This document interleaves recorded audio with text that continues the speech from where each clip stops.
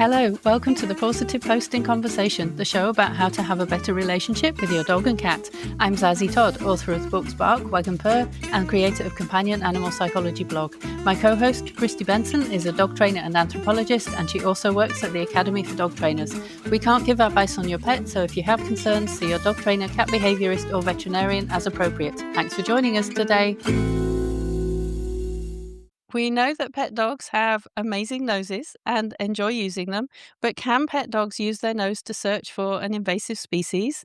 The spotted lanternfly is a big problem in the US, and we're going to speak to dog trainer and author Melissa McCue-McGrath to learn about how she became involved in teaching dogs to search for them and what she learned along the way. Welcome to the Positive Post in Conversation. I'm Zazie Todd, and I'm joined, as always, by my friend and co-host Kristi Benson.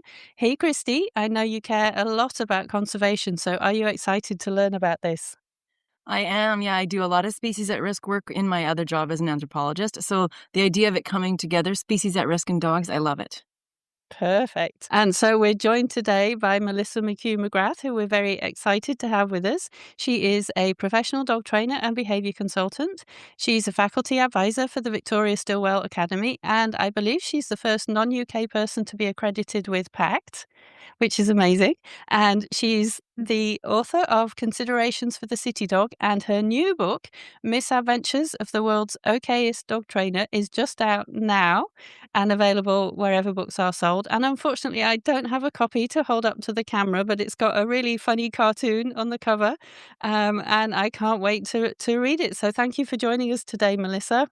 Thank you for having me, Zazie and Kristi. We're thrilled to have you here. So before we get started talking about the spotted lanternflies, in order for you to get involved in that study, you had to have some kind of scent work or nose work training background. So can you tell us about the nose work classes that you teach? Sure. So I train scent work, but most of my work has been in behavior. So using scent work as a behavioral tool to build confidence, build some skills, build some relaxation in dogs, particularly in urban settings. So 20 years of my career was done in Boston. Sometimes I'll say I did 20 years in Boston and people think I'm talking about jail, but no, I'm just talking about behavior work in high rises and condos. And that often scent work was the most accessible activity that my clients could do, and the easiest one for them to be able to utilize in a day-to-day world for them and their dogs. So for doing behavior work for 20 years and then coming here to Maine and doing scent work, and I don't have as many behavior cases, and being able to kind of use it more in a sporty spice kind of way was a bit of a change, but it seemed that most of my clients still somehow found out that I did a lot of behavior stuff with it. So even here, even in Maine, when most of my clientele is not reactive or aggressive or behavior aligned, most of the dogs in my scent work classes have behavior plans, including the 6 dogs that did this study. So the spotted lanternfly, which I had heard of, but I didn't really sort of have much of a sense of before I read that chapter. It's a serious pest in the US, and it is getting close to the Canadian border. So why is the spotted lanternfly such a problem in the US? So I love talking about this, even though it's a big bummer. So the spotted lanternfly came over on shipping crates from Asia in 2014, and was attached to another invasive species called the tree of heaven. It's a tree, as advertised, but this is the favorite food of the spotted lanternfly. So as people were planting more and more of the tree of heaven, more and more lanternfly had a place to exist and thrive and live and mate and have baby lanternflies.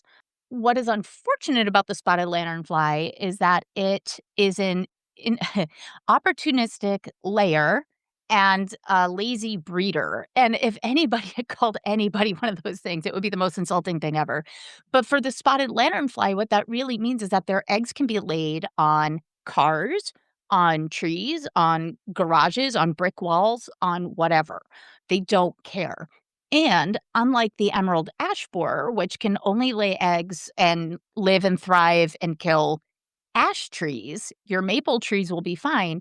The spotted lanternfly, when it feeds off of things like hops grapes, cherries, apples, maple trees, whatever it feeds off of, it kind of leaves behind this honeydew, which is like this vomity substance. Sounds delicious, like, but it's kind of sweet. And so what ends up happening is that attracts black sooty mold, and it's that mold that helps decimate crop after crop after crop. If and when this species gets here to Maine, where I live, it's always been predicted to be here by 2026, and it is in neighboring New Hampshire. And I'm in southern Maine. The New Hampshire border is 20 minutes from my house. So when it gets here, it does look like it's on track to be here in 2026. The eggs should be hatching in late March, early April. But we just don't want it to keep spreading, because when it does get here, it can take out up to 70 crops, including maple trees. We just had maple weekend, stone fruits, hops and grapes, as I mentioned before. And I really like wine and beer, so I'm going to be very sad to like. But it is spreading, and with climate change, it's spreading a lot easier. And because it also lays on cars, that vomitous substance kinda looks like mud spatter. So if you're driving your car, it looks like you just have a dirty car. It's really hard to identify the eggs if they're covered because it does just look like mud, so it kind of flies into new areas very easily. So this is a big problem, hence, I guess, why there was a research study looking at it. So this was actually a citizen science project. And what interested you to take part? So what was really cool about this was that I had actually, in part because of the pandemic, I had started this little podcast called Bewilder Beasts, and it was all about the ways that animals intersected at humanity. And like one of them was about these bees that we had trained, not well, not me, we, like the royal we, had trained to find bombs in Croatia. And so by using associative learning, the same stuff that we use for dogs, cats, horses, whatever, so these bees would get something sweet, sugar water, every time they were on TNT or whatever makes things go boom. They would then release the bees and they would kind of huddle over where there would be that same odor, and then they could deploy bomb squads to that area without paying for a dog or risking a person or anything like that. So it was a safer, faster, cheaper way for bomb detection work. And so I was super interested in this. It was another bee story, actually. It was about these. The honey in Pennsylvania was basically turning the color of motor oil. And researchers and apiarists, people who study bees or have bees, they couldn't figure out what was going on with the honey. And the honey was also coming out tasting smoky. And so they were like, "All right, well, hasn't killed anyone. We'll keep selling it. We'll figure out what's going on." So a bunch of scientists got involved. They're dissecting this. Meanwhile, they're still selling this honey. It turned out that the reason it was dark and smoky was because honeybees were taking this honeydew, that vomitous sweet substance that's attracting black mold. The honeybees were grabbing that and putting it into the honey. So if you don't think about it too too much, um, it was a pretty Mhm. cool thing for them to discover. I have purchased this honey. It's delicious. Again, if you're not thinking about it. But I had done a story on that for Bewilder Beasts, and one of my listeners had heard it, and then about 6 months later, she somehow got wind of this multi-university study with Texas Tech and Virginia Tech, where they were looking to see if they could train pet dogs, like mine, like yours, like even Archer, if he could wake Archer. up to even if he could wake up to do it, I bet he could do a great job. But train our pet dogs on our nightly walks to be able to find the egg masses of the spotted lanternfly. So she tells me about it. There was an informational call. I logged into that Zoom and I was like, I'm pretty sure we can do this. Like, I already knew we could because of like, if we can train bees to find a bomb in Croatia, I can train these 5 dogs or 6 dogs to find this egg mass. Like, every story you hear about how amazing dogs are, they're finding something, or Timmy in the well, or whatever. I knew we could. It was just a matter of how we were going to do it with 5 dogs with behavior plans and 1 dog who didn't have one, which was very different than from the scope of what they were looking for in this study. They were specifically looking for, NACSA, National Association of Scent Working Dogs. They were looking for that type of trainer and those, handlers. I am not that. I had never been to a scent work trial. I had never been aside from helping, I had never trained a dog to competitive standards. I, like, use this for behavior work. I've got dogs in Maine here that use this as part of their behavior plans. We were gonna be the bad news bears if we were accepted, and we didn't think they were gonna pick us, but they did, and then we were able to go forth with the study, and now I get to educate people about this invasive and what their cool dogs can do. Mm. So I think you alluded to it a little bit in your, 5 versus 6, but can you tell us about the issues that you had with weather and getting started and how this affected you, what you had to do to get the dead lanternfly eggs to your students? So, I like to think that the Virginia teams and the Florida teams did not have to go through what we did.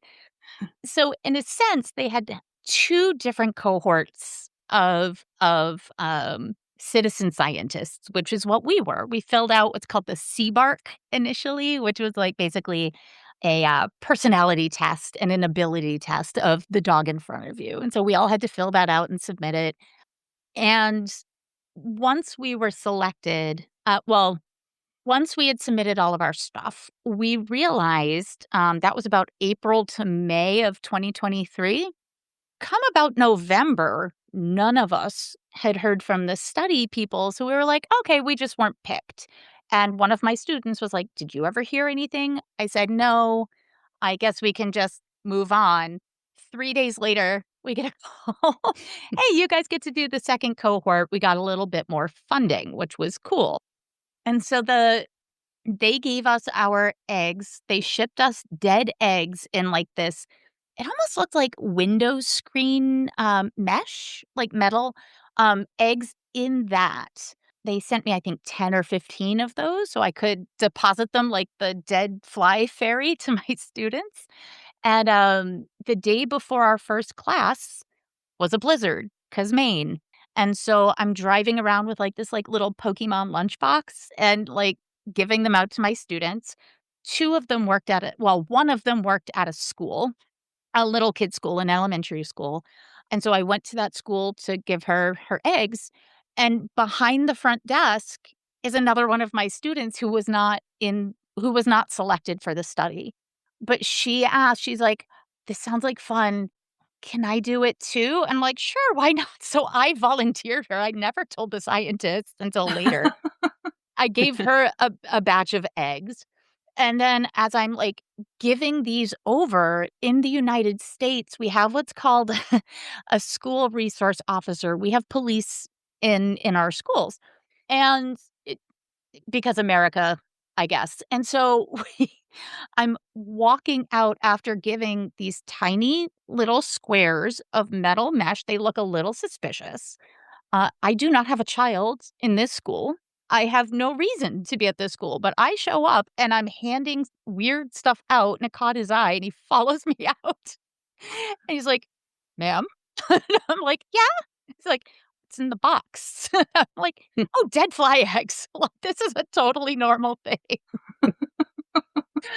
Um, so he takes them, or I show him what they are. I explain I'm just a nerd about the dogs and stuff, so I didn't think this was weird until later. What I was thinking about, like, "Oh, yeah, now I understand why he followed me out of the school building." Like, so yeah, the first day, we did it on Zoom instead of in person, which was not what we wanted to do. But because we were doing this, via technology, I had to be present with my students on Zoom, and I couldn't train our dog, Captain, who was in the study. So my 11-year-old daughter came downstairs And she got him on odor, which is what you would call like pairing. You take food, you take the lanternfly, you take food, you take the cocaine, you take food, you take the missing, like the adrenaline of a fleeing suspect. You're pairing that odor with with the resource and the things that these animals really, really want, the reinforcer. Within 4 trials, all of the dogs were on spotted lanternfly, and we were off to the races from there. Mhm. That's amazing. So what kind of training did you do with your students, and was it the same as if they were searching for birch or that kind of odor that you'd done before? Essentially, so, like, these dogs, all but one, it seems like all of these stories are gonna be all but one dog, and it's a different but one for each case. Um, but all but one had a behavior plan, and a different all but one, had been doing this for at least 3 years or more. The only one who hadn't was this, Brittany Spaniel named Woody, who came to me because he had separation anxiety, pretty bad case of septanx. Animal control was called one day when he was left alone. I think they were grocery shopping or something. So the neighbors called animal control because he was so loud. And in a city, you wouldn't think anything of it. Like apartments, people get noise complaints all the time. But where these guys are in Kennebunkport, like houses are really far apart. So for him to be that loud and have it was a problem. And so the owners then realized they had a problem. They came to me for septanx. And then I just wanted to give this really, really drivey dog who had his whole body was just quivering with give me something to do. So I put down some birch oil, and he was finding it like super fast. Like I've never had a dog get on odor so fast. I'm like, you guys, either you have to start volunteering for search and rescue organizations or you got to do something, but this dog needs a job. So when they called and said that we were in the study, I called her and said, everybody else has 3 years on this. Woody's done this for a month. I want Woody in the study. And she agreed. And so we were able to then, with all of these dogs, do that associative learning. The same thing that you would do with bees, the same thing that I would do with these dogs, getting them on any odor on a Q-tip, which is usually what we would use. Um, in my classes, I usually start them on clove oil instead of birch because if they're going to have an aversive response, it's usually on the birch one. It's very minty and it's very harsh, I think, for some dogs. So I usually start with clove oil and then a couple of other happy scents, and then I'll add the birch. If you're a competitive trainer, you're usually starting with birch because that's the first one that they want to use for scent work, nose work, things like that. But these dogs, all except for Woody, have practiced. I'm going on this odor this week. Practice it for 6 months. Hey, let's add another odor. Okay. So then so they knew the game and they knew the pairing sequence. So they were on it really quickly because it was basically just adding another scent to their scent Rolodex in their head. Much like training a dog to find cocaine and then heroin and then whatever else they need to find. And that is the extent of my drug knowledge. Um, but having those dogs hear the cue and being able to lump a bunch of things under one umbrella as a thing that they can find and still get the reinforcer is incredibly important in what we call operational handling, working dogs, search and rescue, drug detection, weapons detection, stuff like that. For these guys, their umbrella was not anything that if they didn't find it, somebody was gonna be in trouble or die. Like, these guys are looking for just oil on a Q-tip and then adding this new fly scent. They were like, "This is decaying matter. We're in." Like, to this day, this is still their favorite odor. If I put out 4 odors, they almost always go to the lanternfly first. They love Aw. it. Yeah. So when I heard that there was field trials, I got all, ooh, I think dog people love field trials. So what did they involve? Yeah, what was that like? So there was an order of operations kind of that we had to follow. We had 14 weeks from getting the lanternfly eggs in January to be able to get them through what's called the odor recognition test. So they had to do that one first. And that's like a series of 6 boxes. And then they had the lanternfly in the mesh in one box. the mesh without lanternfly in another box because they wanted to make sure they were finding the eggs and not the metal. And then grass, mulch, something else. I can't remember what was in all the boxes, and then send the dogs out. And then they had 10 trials of searching these 6 boxes, and they had to be correct 80% of the time to move on to the field trial. Hmm. 4 of my dogs were able to do that. So those 4 went into the woods. Well, sort of. I had to set up 2 field trials because all of my dogs are behavior cases, to a degree. One dog hated the woods after he stepped on a stick, and then he thought the woods were bad, terrible, no good, evil woods, so he wouldn't go in the woods anymore.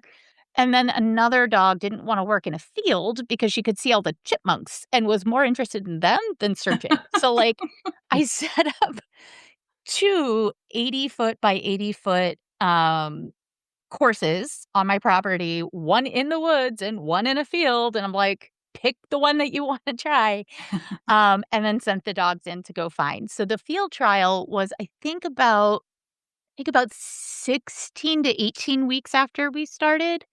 So they were within 4 months, had all passed a field trial.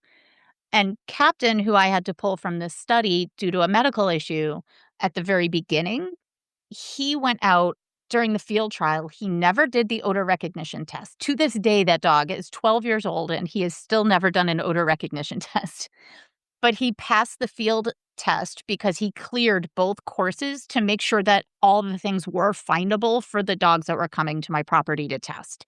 So he passed that, with no problem. So he was still able to identify the odor, even though he never tested, like, the box game, which was fun. Mm, Yeah. That's amazing. Yeah, I That's was so good. proud of him. Yeah, go Captain. So one of your students actually decided not to take part in a field trial, and they had a good reason for it. So what was that, and how can we learn from this? Oh, this is actually it's some people think this is, like, such a sad story, but I think it's so heartwarming and affirming for all the work that we do when we're talking about behavior cases. She advocated for her dog brilliantly and beautifully, and that's all I could ever ask as a behavior consultant. So, one of those days that we had to do our odor recognition test, there was an ice storm going into that weekend. And we're like, well, we're right on that 14 week that we kind of have to do this. Like, but I don't know how we're going to do this, like, box test, the odor recognition test. We don't have power. Our town lost power, and the Atlantic Ocean tried to eat half of Kennebunkport, the next town over. So we were really in a bad way, environmentally speaking. There were almost 200,000 people without power in our area, like in the southern part of our state. And it was a very, very, very big ice storm on top of high tides and a nor'easter. So we're like, great, climate change. So we sitting at home in the dark, in the cold, in all of our houses, trying to brainstorm what we were gonna do, and a friend of mine had a location. She had already offered it to us, and they had heat and they had power, and we were all like, "We would love to pee and be able to flush a toilet and get warm and do something fun with our dogs." And had I had my behavior hat on, I would have said no, but I didn't. I had my, "Hey, we're doing citizen science" hat on with these other dogs who were not very good at changing environment. These dogs, some of them had never taken a basic manners class. They'd only done scent work for a behavior reason or just to give their dog something to do to be supportive of their dog. So we're like, "Let's go." And we all drove up to my friend's house. We set up the 6 boxes. They're all walking in one at a time into a new location that reeks of other dogs with a new person standing there who owns this business. And then us with our boxes, and the dogs were understandably confused. None of the dogs passed on this property, but one of them, June, had gone in, and as she started her test, a fire truck went by and blared its horn, and she froze and just absolutely lost it. She lost her entire composure. She was not able to continue. And so we sent them home. I think she went through 4 trials, but it was clear this was not going to work, and it was just not at one point, it was like, "This isn't behaviorally sound for us to see if she can keep going. This is not fair." So we sent her home, and then during her next try at the test, they each had 3 tries that they could take to do the 10-box game. All but 1 passed on the second try, 1 did pass on the first, which was cool. But she came in to do her test the second day, and the owner was visibly upset and was like, "I have been trying to put out lanternfly. She's not looking for it. This is supposed to be fun for her. It's not. I can't in good conscience keep going with this." I'm like, "This is the right decision." So instead of putting out lanternfly, we did give her the test, but we put cheese in the box. So she came out and she's like, "Cheese boxes." And so she found all 10 cheeses, no problem. Um, so I feel I love kinship with that. that. I I myself know. would also find the cheese. Oh, Wensleydale, sweet.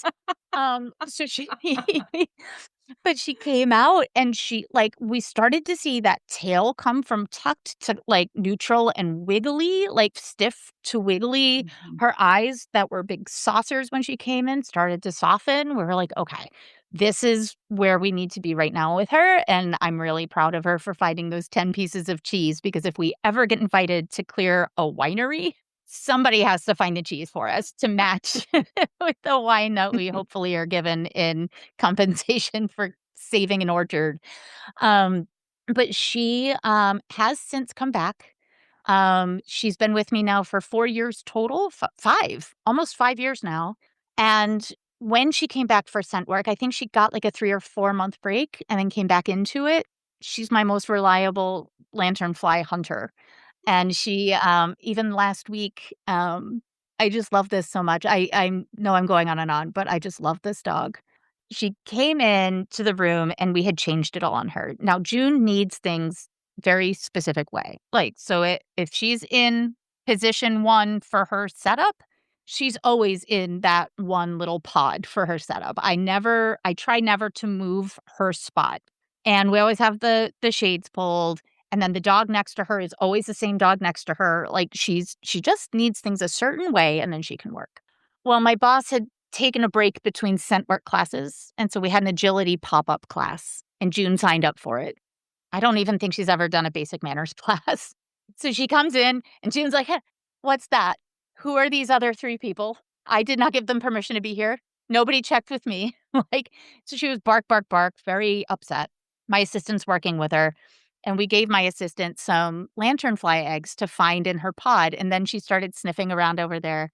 We get her out onto the floor, we're trying to encourage her over some of the obstacles. She's like, "Nope, everybody's watching me, I don't like it." So we put out lanternfly, and then she went through the tunnel, and then she was able to go over the jump, and then like, this thing that was so scary to her because of this horrible association with this fire truck ends up being the thing that got her through an entire agility class and, like, got her to soften and got her to a good place. So, like, I am so proud of this dog and for this handler for their advocacy.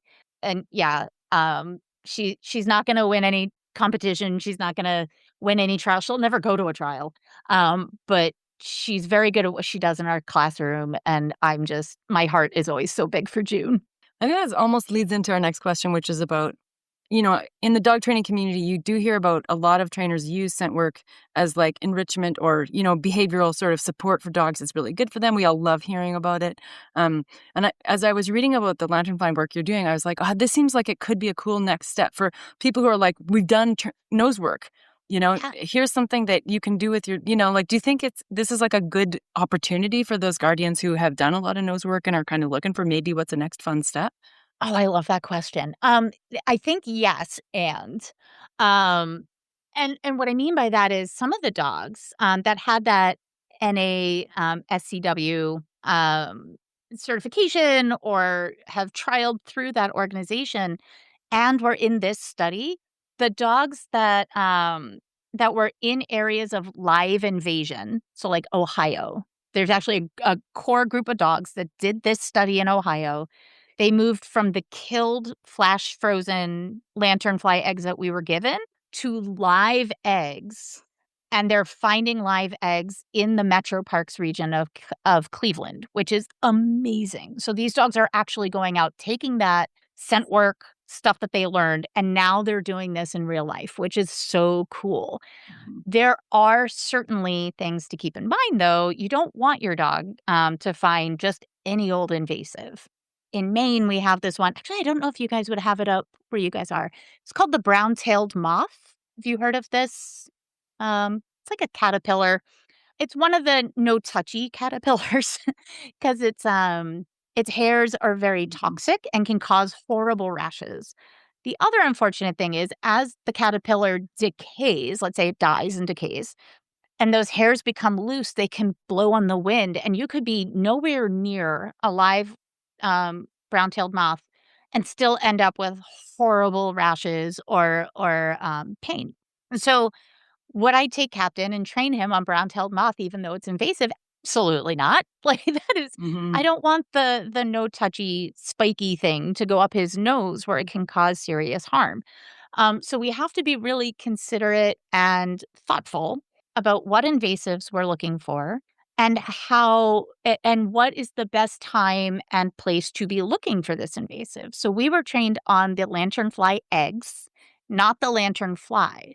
The reason is because of the life cycle of the lanternfly. They hatch in April, May. They go through a couple of stages, like a nymph stage, a second nymph stage, and then they're a beautiful butterfly-looking thing. They really are pretty, which sucks because it's such a dangerous thing. But then they die after they lay their eggs. The eggs overwinter. So if you can get to the eggs and kill a bunch of the egg masses, you're reducing the next generation of lanternfly. That's why they wanted us looking for the eggs. There was a lot of thought and consideration with the plant scientists, the forensic plant scientists, the environmental scientists, the dog scientists, the behaviorists, like they all got together and crafted when do we look, how do we look, what's the best time in their life cycle. So if you train your dog or if you're a dog trainer and you're like, I'm going to train for an invasive and you bring in an invasive, there's a chance that you are letting that invasive go into your area. So, like, you have to kind of know what you're doing, like, so you don't make things worse on accident. So I would encourage people to talk to their extension school or to any environmental agencies in their region and see if there's something where you could potentially train a dog. So for us, our next step would likely be emerald ash borer, which is here. It only attacks ash trees, unlike the spotted lanternfly that can take out like 70 different things. It can only take out ash trees. So if you know how to identify an ash tree, you can have your dog check the tree. So now are you checking for poop, for eggs, for the full adults?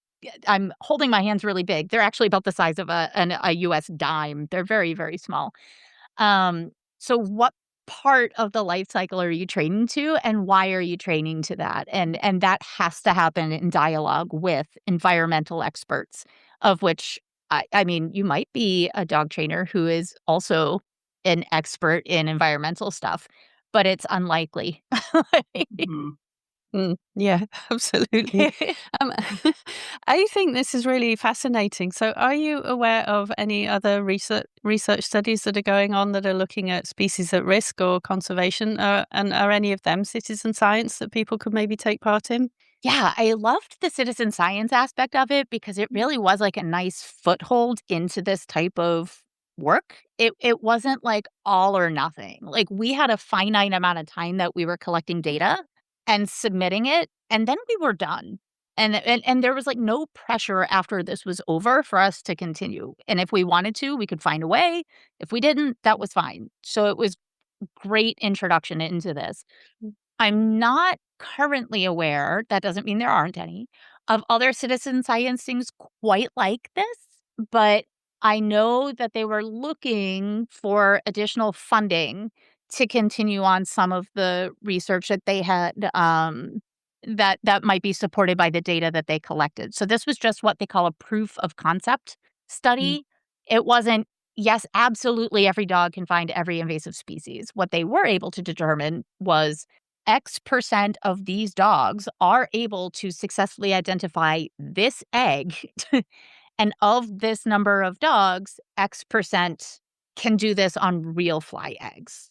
Um, that was really all it was designed to do. And hopefully somebody can use that as a stepping off point. And if they do, I volunteer as tribute to be your citizen scientist.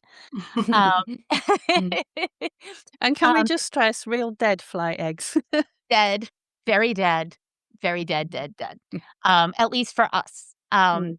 What I found interesting, and I think I've missed the first part of the question, so I'll come back to that in a second. But like, what I found really interesting about this was the dogs who were able to find, who were in live invasion, and they were able to find the active invasion.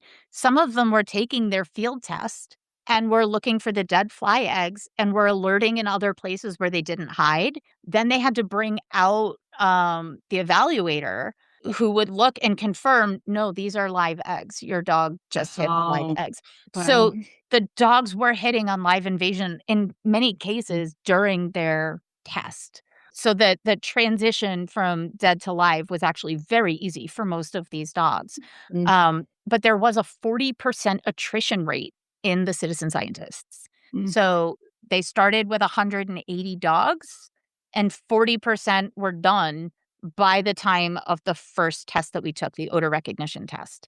So I don't know why that is. I think that would be a really cool thing to find out from the scientists. But I think that was like the most shocking number to me, was like, you got in and now we're not doing it. And maybe they also had a bad winter and it was just torture. But I actually think that's a really good number that Yeah, me kept too. going. So oh, really? Yeah. yes. But the social scientist in me is curious about why people dropped out too. I'd be like, well, Yeah. we could ask some questions. Right. And that was the part that I just couldn't, like, for me as somebody who's never done, I have my bachelor's degree in psychology, but I never did like the high level science for like a PhD or something like that. And so that 40% to me is essentially a layperson is really high. And for you guys are like, oh, that's low. That's about right. That's I think it would fascinating to also me. be interesting to hear what are the themes that kept people in it? So the people who stayed in it, what were they Yeah. getting out of it? And For us, I think it was sheer spite that it's like, we're committed, we are Mainers. We signed up for this, and if it kills us, we're gonna finish this study. a Yeah, little while ago when you were like, maybe don't just go do this on your own, do it in yeah. part of a bigger managed project. My first thought was, in the area where I work in the Northwest Territories, cougars are moving into areas where they haven't been before. And I'm like, don't do that. Hey, Here, hey, kitty, you, kitty. don't do that. Nope. No, don't do that. One thing that I keep thinking of is, and this actually brings me right back to the first part of this question, is like, do other people do this? In Maine, there's a canine science organization where they train dogs to find either, well, we call them two different things: conservation canines, who are they're looking for endangered animals or species that need some help, or invasive species detection dogs, like what we were doing, looking for the species that are making things harder for the other animals to survive. And they can train these dogs pretty quickly once they get the game. And they're usually training for one of two things: eggs or scat. Those are usually the two things that you're training to. So as long as you're not turned off by like decaying eggs or animal poop, you're probably going to be able to find an organization here locally-ish to you that is actually doing this work in the environment. Most of it is volunteer-based. So much like search and rescue, people, dogs, horses, like I said at the beginning, horses, we've trained 2 horses in the state of Maine to find missing people. So the horses are scenting the missing, which I am just absolutely not surprised by and think it's super cool that we've done it. But that we've been able to take these animals and go out and find these things, but it's mostly volunteer based. You're not gonna be able to put food on your table and do this full time. So it is quite a juggling act, and it is a labor of love, is my understanding from people who do this operationally, with hundreds of hours of training, and it could take like 6 months to a year to train to competency on one odor if you're going out in the woods, which is very different than us looking for something in a box. Like that nicely leads into our next question, which is, what would you tell someone? So we have a lot of listeners who are dog trainers, but also a lot of dog guardians. What would you tell someone who is like kind of fired up and was like, I want to do citizen science, either canine citizen science or even just, general I know there's a ton of really cool ecological citizen science that's ongoing. Yeah. I would say try to go for it. Like, hey, and it looks like you can just like bail if you don't want to. It sounds like they're not surprised by it. No shame. That might not be the takeaway, but I think truly if you're excited by it and you want to see what the whole process is, much like how I think about getting into dog training was for me, it was like, I have no idea what I'm doing. I'm doing the best with the information I have. And wow, this is a lot harder than I thought it was going to be. You will either hate it and walk away, or you're going to be fascinated by it. And even the hard things are worth it. And you're going to keep going. And then you'll learn more. And I think if there is such an opportunity and you're really curious about it, do it. See what this takes. See what this is like. And then when you're watching all of these news articles or videos or inspirational Insta Reel talk things, you know how much work went into it with what you were doing, and multiply that by 1,000 to see those dogs that are doing this work out in the woods, off leash, on long lines, finding missing people, finding the missing and the dead, like Cat Warren. Like so much work and energy and effort on both that dog and the handler. It was an emotional journey. I was just on a different podcast where I was talking about how for us as individuals, there were 6 of us, and each week one of us was having a bad day. So it would be like, let's say I was the one in crisis that week. So my kid had such severe anxiety, she couldn't get into her middle school for 7 months. Like, she was having panic attack after panic attack. It was awful, and trying to support her. And that was happening during this study. And so like I would go in and set up the classroom, and then like absolutely just get hit by a moment of just sad and just start crying in class. And then they would all support me and be like, "You're fine. We're here for you, blah, blah, blah." And then the next week I'd be fine. And then one of the handlers would be like, "My mom has Alzheimer's and she's not going to make it." And then we're all like, "We got you." Like, and then the next week somebody else would have, like, we all had huge life things happening, unfortunately, at the same time as this study. But, like, that cohesiveness, and I think what really brought us together as a cohort was that all of these dogs, or most of these dogs, had behavior issues, or they at least appreciated the behavior work that the other handlers were doing if they didn't themselves have a behavior issue. That we were all kinda in this together. None of us knew what we were doing. I told them from the beginning, "I have no idea what I'm doing. Are you guys in?" And they're like, "Yeah, let's try it." So, like, I didn't lie to them at all. I didn't say, "I know exactly what I'm gonna do. No, we were figuring it out, all of us, at the same time. Like, I had measured, you'll appreciate this because 'cause I'm American and you guys use better measuring systems than we do. I read I must have read the How to Set Up the Field test 100 times. 25 I think it was 25 meters by 25 meters. And in my head, it was feet. And I'm like, "This isn't hard. Uh-oh. 25 feet, that's like 4 cars by 4 cars worth. We got this." They have 5 You minutes measure to by search a small cars? area. We got this. We got this. And then my student rolled in, and she's like, "Meters are bigger than feet." And I'm like, "Well, how much bigger?" And so we're Googling it, like, trying to figure out how big a meter is compared to feet. And it's almost 100 feet by 100 feet. We're like, "Oh, this is a much bigger area than we thought," like, significantly. And so, Yeah, like, that's a bit different. yeah, but I like when like we kept each other going. Like, so if I was having a bad day and couldn't tell meters from feet, like, the students were there. And when the students were falling apart, I was there. And like we just had each other's back the whole time. So I couldn't imagine trying to do this for real after trying it this way. And I have a much deeper appreciation for the work that operational handlers do. Yeah.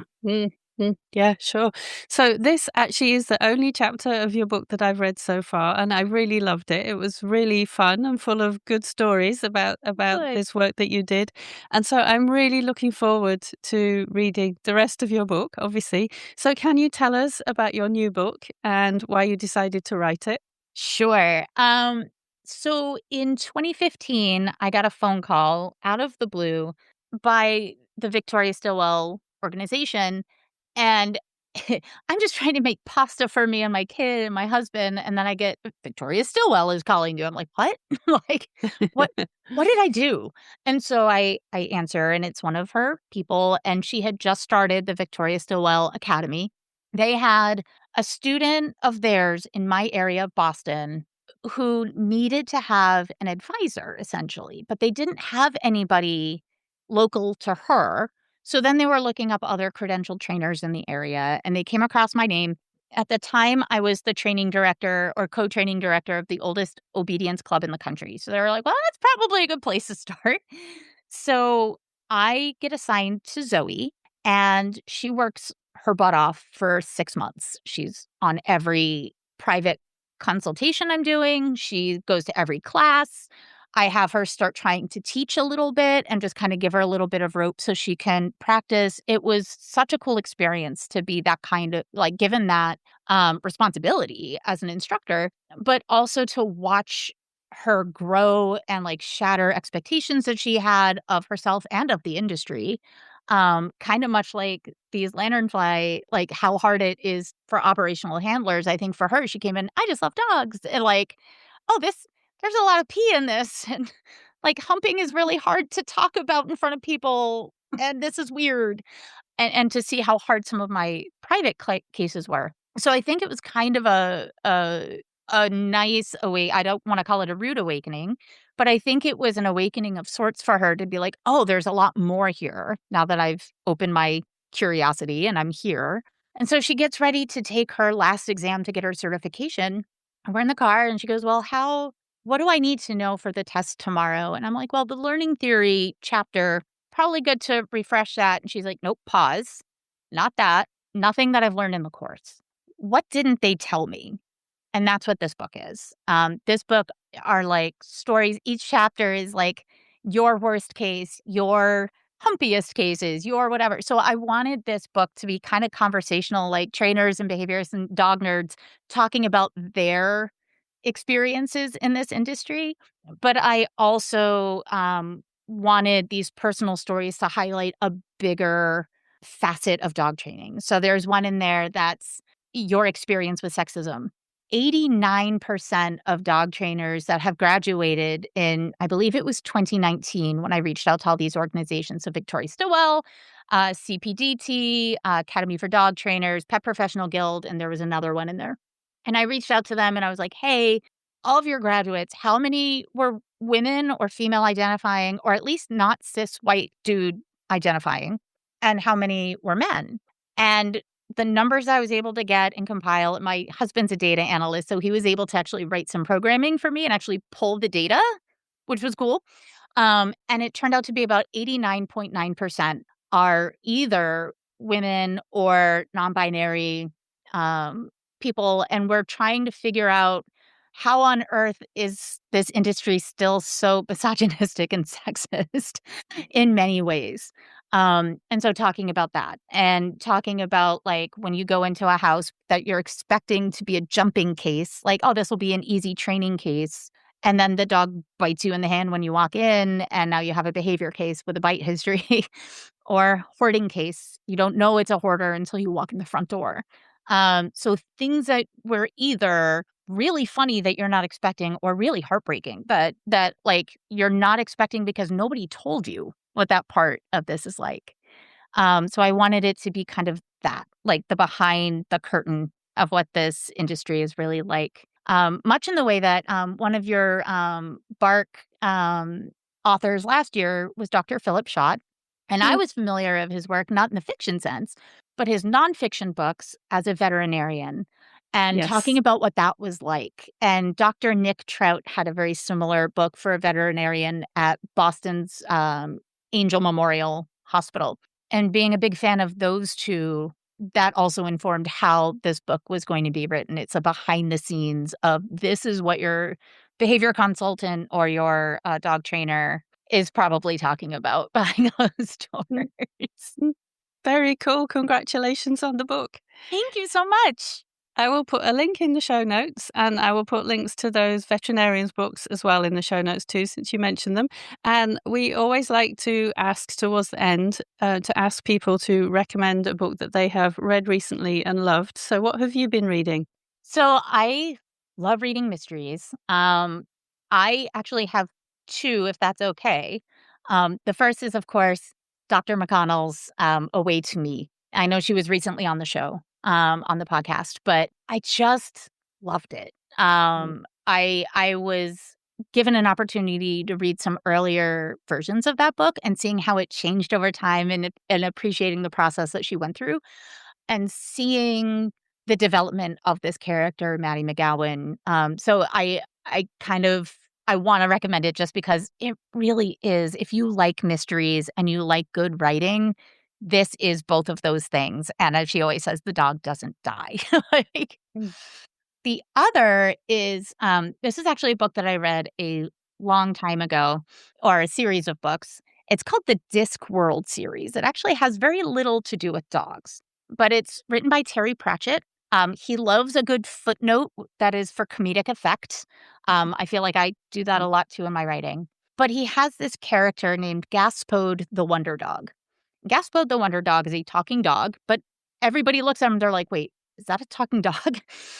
But he has this quote, and it's like, you say it, I say it in dog, but you listen in human.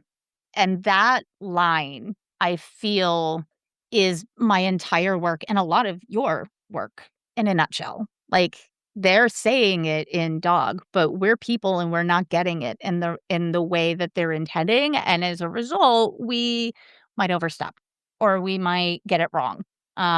So it's talking about the bridge of communication. And I just think it's just such a lovely line. And I just love all the characters in the Discworld anyway. So I just thought it would be a nice opportunity to wax on about my favorite author. Awesome. Thank you.